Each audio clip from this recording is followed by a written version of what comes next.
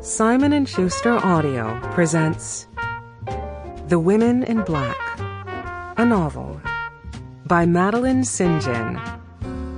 Read by Deidre Rubenstein, with a foreword written and read by Bruce Beresford.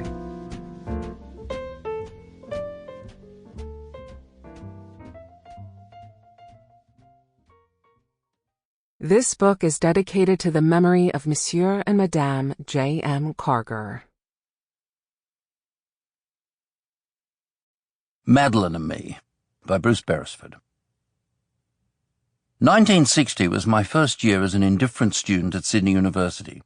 In pursuit of the prettiest girls, I joined the Sydney University Players, where I was an even more indifferent actor, easily outclassed by the stars of the era, who included John Bell, John Gaydon, Germaine Greer, Arthur Dignam, Clive James, and Robert Hughes. Madeleine St. She pronounced the name St., although I understand her family preferred the standard St. John, was to be found backstage helping with the costumes and props. Definitely not one of the university's glamour girls, she still managed to be striking. Tiny and with rusty red hair, she always reminded me of a sparrow with her darting movements, her beak-like nose, her inquisitive eyes.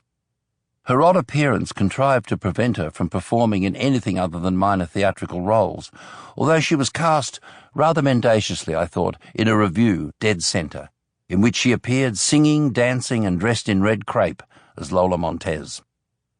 I can recall only a couple of conversations with her, all vague now, 48 years later, including one where she expressed a passion for the poetry of Thomas Hardy. I distinctly remember being so in awe of her wide reading.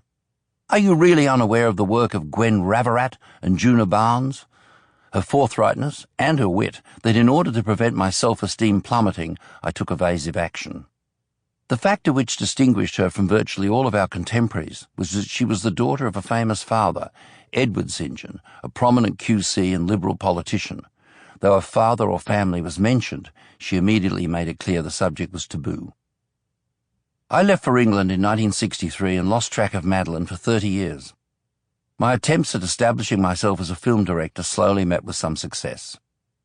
One day in 1993, I was having lunch with Clive James, by now an internationally known critic and poet, when he mentioned that a novel he'd just read, The Women in Black, was by our old university colleague Madeleine St.